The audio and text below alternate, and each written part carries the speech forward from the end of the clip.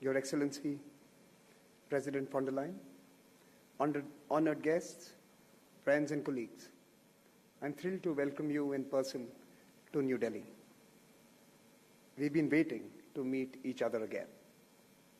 But even as this moment excites us, it is important to remember those who are missing. We have lost some in the last 2 years, but at the same time, we have also seen acts of courage of selfless human beings who have worked hard to save lives, who have responded to the crises that engulfed us over the past 2 years and continue to do so today. At last year's dialogue, as we all signed on to Raisina on our screens, Prime Minister Modi made a very perceptive and important observation. He noted that global institutions created in the 20th century to prevent wars had failed to anticipate the challenges of the 21st century and were unable to protect us even from basic threats. He suggested a new imperative to build institutions that respond to essential human concerns from famine to hunger to disease. Our continuing inability to respond equally and equitably to the pandemic and what happened thereafter underscores the point the Prime Minister made. We need to refocus, re-engage, and reset our institutions of global governance. Nor have the disorders of the 20th century failed to trouble us in the 21st. Political challenges have marred the past year in the Himalayas and the Hindu Kush, in the Indian Ocean and the Black Sea. Here again, the responses of the institutions created in the past century have been found wanting. We meet today in person, but for many of us, life over the past years moved online. We relied on technology to earn a living, to stay connected with friends and family. And yet, this life-giving online world itself became a new battleground. Infodemics, cyber attacks, online frauds. As our lives became virtual, so did our threats. Our worst fears followed us online. Yet, honored guests, one fighting force has remained undaunted. Communities. Communities responded magnificently. A globalized, individualistic world had to re-anchor itself in communities. When the rest of the world was put beyond our reach, we rediscovered the importance of our families, of our neighbors, of our cities. We remained global, but the essential realities of our localities returned. Today, as we deal with geopolitical headwinds and uncertainty in the supply chains, with the weaponization of financial systems, wars fought with energy, we at Raisina today have a responsibility. This is the first conference that has the opportunity to engage with these issues and many more. The first opportunity to sit together, to look back in order to look forward, to collectively determine a clearer path forward. We are delighted to have speakers and participants from 100 countries in person and many more joining us online. They represent a kaleidoscope of ideas and ideologies, a mosaic of aspirations and ambitions. That is this dialogue's uniqueness and its strength, and you, the community, are its pillar. Honorable Prime Minister, you may recall that when we first discussed this dialogue with you years ago, you said focus on the young, on those who will shape our shared future. This year, our 44 Raisina Young Fellows from approximately 28 countries join the 1,500 alumni from 109 countries that have been through this fellowship program. This year, we also have 2 Bhutanese colleagues joining them, along with the officer trainees from the Foreign Services Institute, who will be part of these proceedings as well. And soon we are going to welcome to the Raisina family a Future Diplomats Forum, whose alumni will, through their actions and careers, answer many of the questions we will ask ourselves in the days ahead. There are conversations that are hosted in Delhi, but there are also conversations happening in Washington, D.C., and indeed in Berlin this time around. Hopefully next year, we will also have an in-person gathering in Canberra. The Raisina dialogue will follow the sun in search of solutions to the most pressing questions that unite humanity. Let me welcome you all once again to New Delhi and thank our special dignitaries for agreeing to inaugurate this session today. With that, let me invite Mr. Sanjay Joshi, Chairman of the Observer Research Foundation, to introduce the program and indeed our speaker this evening. Mr. Joshi, over to you.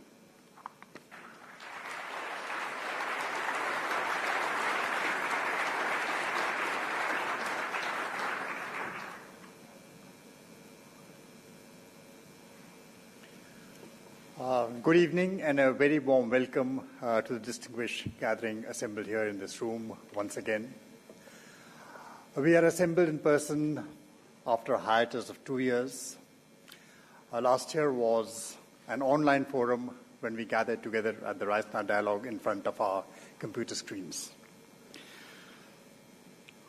So very good evening, Honorable Prime Minister Shri Narendra Modi ji, Her Excellency Ursula von der Leyen, President of the European Commission and our chief guest for this evening, Honorable External Affairs Minister Mr. Jaishankar, partners of the Ministry of External Affairs, ministers, admirals, delegates, experts gathered from 100 countries, and our young Raisna fellows in this room.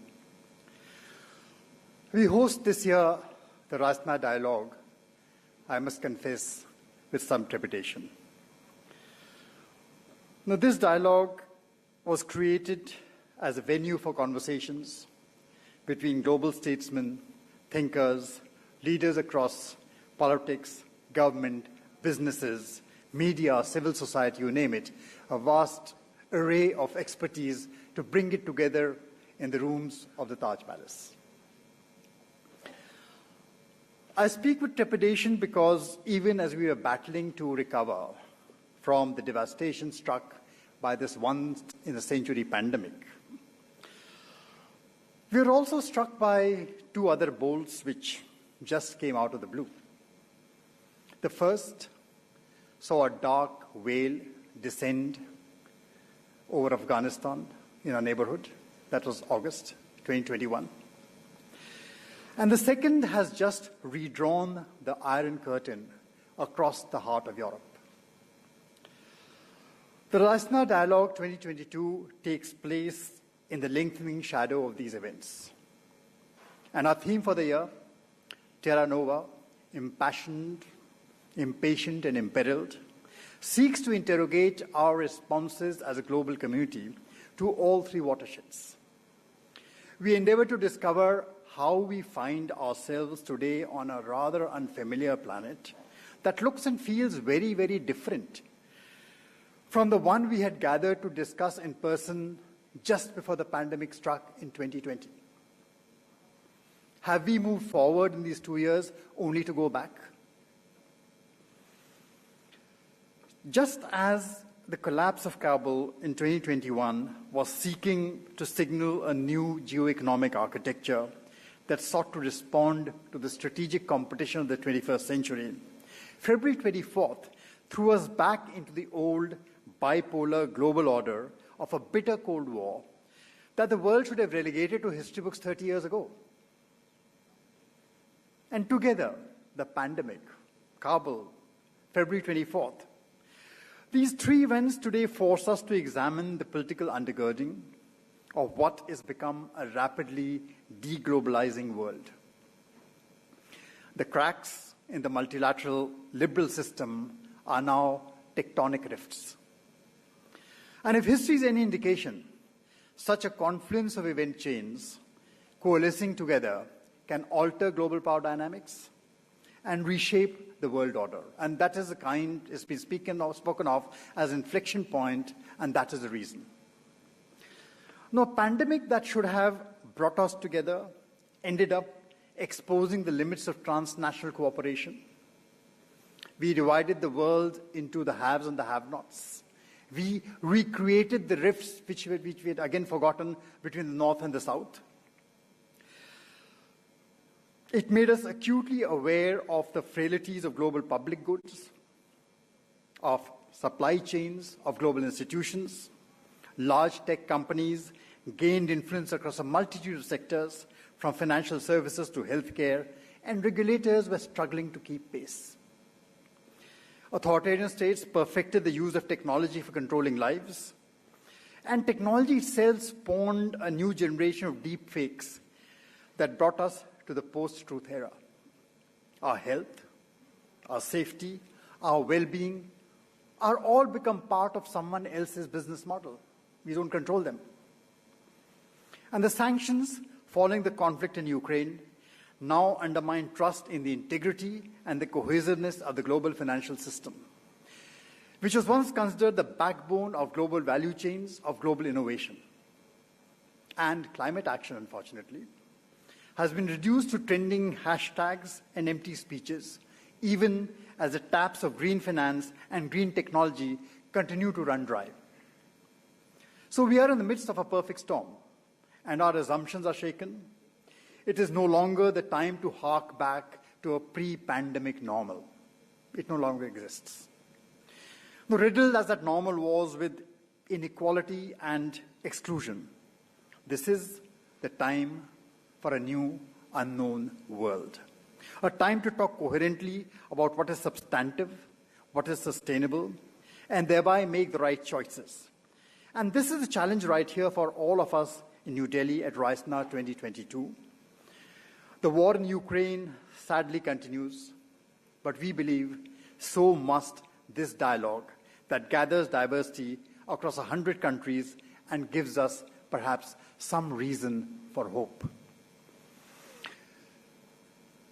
Madam Excellency, there's no better way to commence these conversations at the RISNA dialogue than to have you here to deliver tonight's inaugural address. I recall welcoming you to the ORF in 2015 as a Minister of Defense, then of the Federal Republic of Germany, and today it gives me even greater pleasure to have you as the Chief of the European Union. Madam, the floor is yours.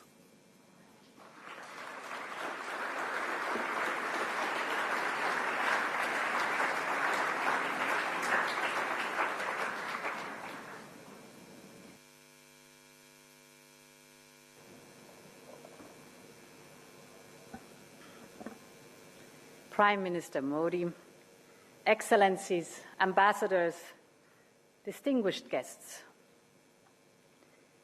Every 5 years, when Indians are casting their vote in parliamentary elections, the world watches with admiration as the world's largest democracy charts its future path. Because the outcome of decisions made by 1.3 billion people resonates around the globe. This is especially true for Europe. As vibrant democracies, India and the European Union share fundamental values and common interests. Together, we believe in each country's right to determine its own destiny. Together, we believe in the rule of law and fundamental rights. And together, we believe that it is democracy that best delivers for citizens. So, despite our geographic distance and despite the different languages we speak, when we look at each other, we do not meet as strangers, but as close friends. Democracy was born more than 2,000 years ago in Europe, but today its largest home is India. For the European Union, strengthening and energizing its partnership with India is a priority in this upcoming decade. Both our economies thrive in a world of common rules and fair competition. And we share the same interests in safe trading routes, in seamless supply chains, and in a free and open Indo-Pacific. Both our regions are driving forces in the digital revolution, and this makes us natural partners in setting global standards to make sure that the rules of the analog world also count in the digital domain. And of course, both India and the European Union are key in the transition to a more sustainable and green future for our planet. So we must pool our strength in the fight against climate change. It's so urgent. And this is our common responsibility, not only towards the global community, but mostly towards the next generation. However, our values are not shared by everyone. We all see the rising challenges to our open and free societies. This is true for the technological and the economic domain, but it is also true for security. The reality is that the core principles that underpin peace and security across the world are at stake, in Asia as well as in Europe. The images coming from Russia's attack on Ukraine have shocked and are shocking the whole world. 2 weeks ago, I visited Bucha, the suburb of Kyiv, which was devastated by Russian troops as they withdrew from the north of Ukraine. I saw with my own eyes the bodies lined up on the ground. I saw the mass graves. I listened to survivors of atrocious crimes the Kremlin soldiers committed. I saw the scars of bombed schools and resident houses and hospitals. These are severe violations of international law, targeting and killing innocent civilians, redrawing borders by force, subjugating the will of a free people. This goes against core principles enshrined in the UN Charter. In Europe, we see Russia's aggression as a direct threat to our security.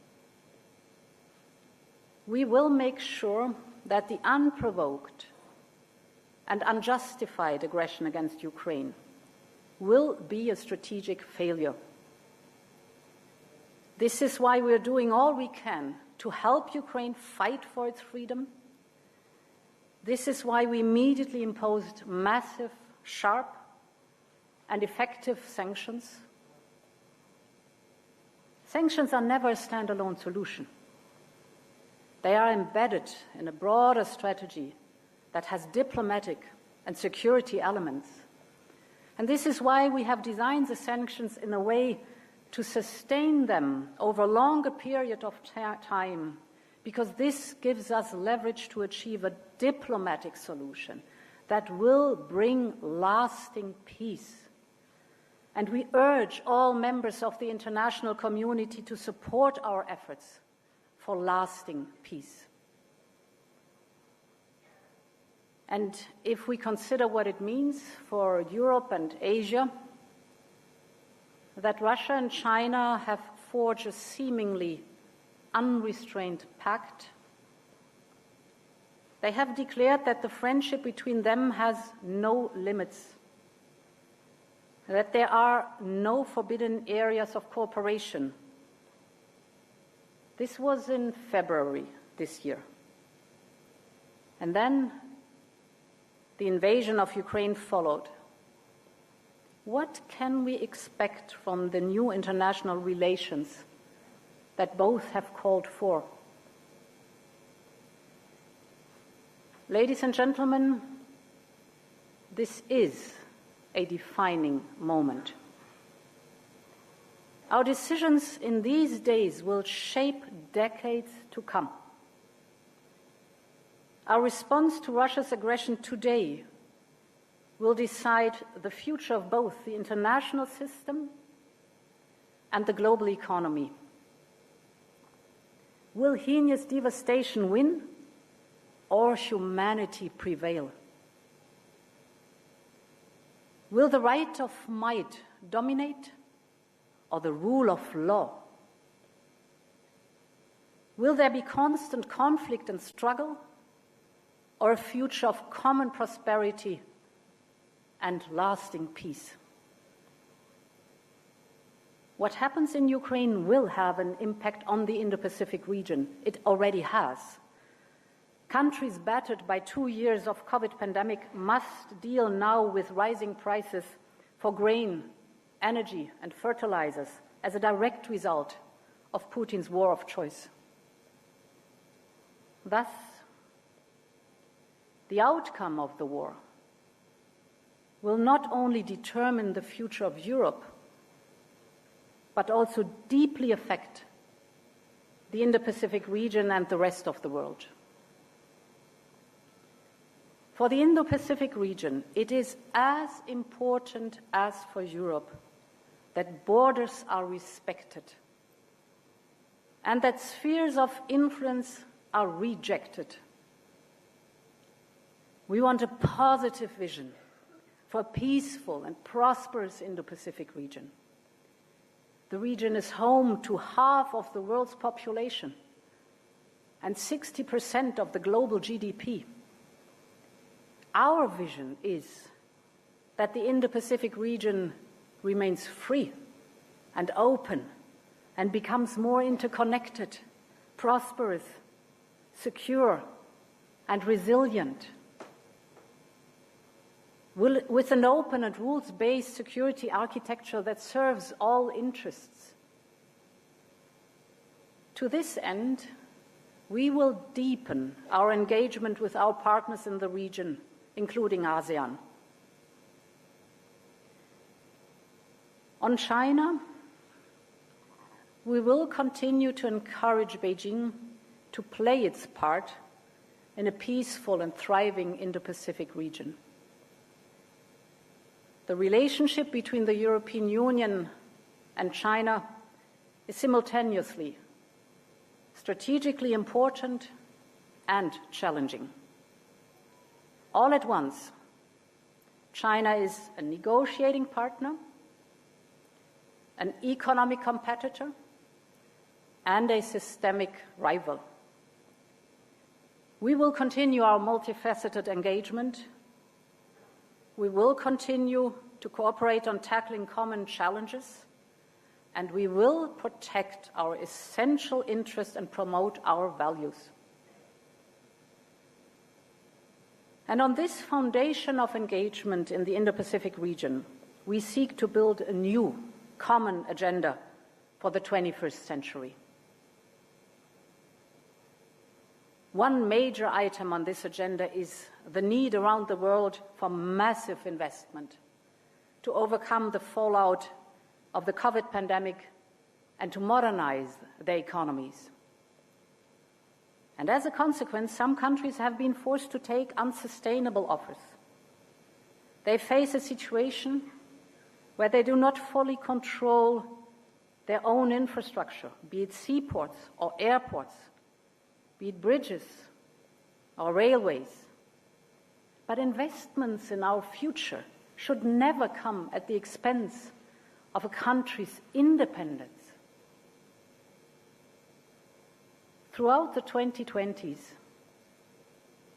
developing Asian countries will need to invest more than 5% of their gross domestic product to meet the infrastructure needs of their own fast-growing economies.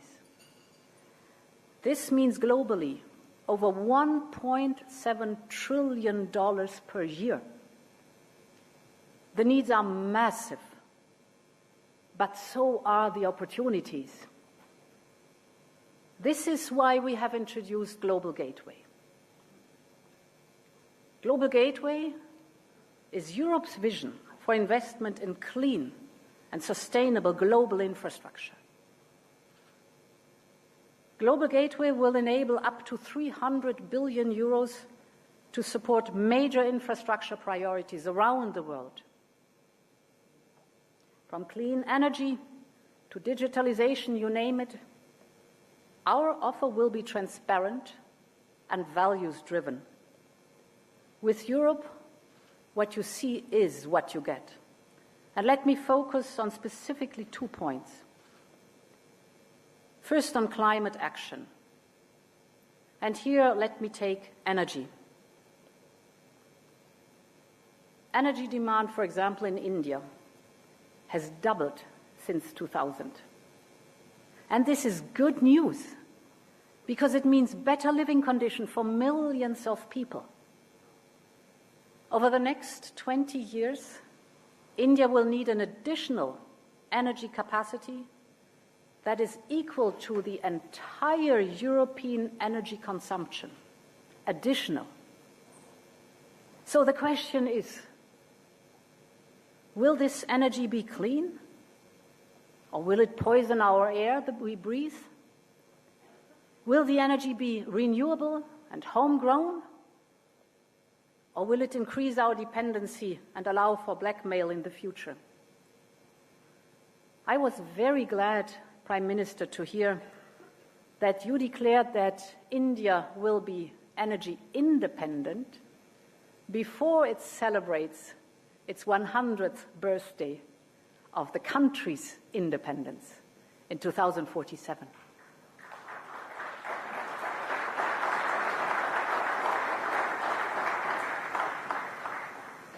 So the choices made today are crucial, not just for this great nation, but for the whole world. Global Gateway could bring, for example, to India and Bangladesh more hydropower produced in Nepal and Bhutan. It could build clean hydrogen infrastructure to power up your heavy industries. Just yesterday, I visited the headquarters of the International Solar Alliance. This is a great partnership launched by Prime Minister Modi and now bringing together 86 countries. So it's innovation at the service of people, because the International Service Alliance will benefit most the least developed countries and the small island developing states. And given the geopolitical and climate challenges we face, the business case today for solar is stronger than ever. So we should massively scale it up also through Global Gateway for the benefit of our common prosperity and the planet we all share. We also can help the climate when saving energy. I know this sounds obvious, but in a country the size of India, the sum of many small individual decisions can have a tremendous overall impact in the end. Just think of this example. As prices drop dramatically, in recent years, millions of Indians switched from using traditional old light bulbs to modern LED lighting technology. This resulted in annual energy savings of 30 terawatt hours.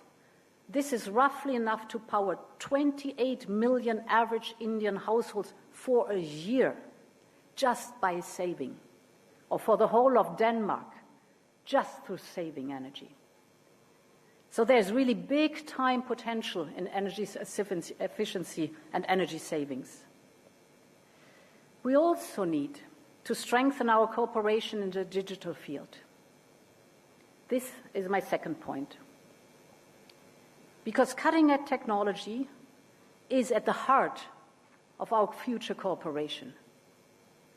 And Asia is a powerhouse when it comes to new technologies, from artificial intelligence to quantum computing.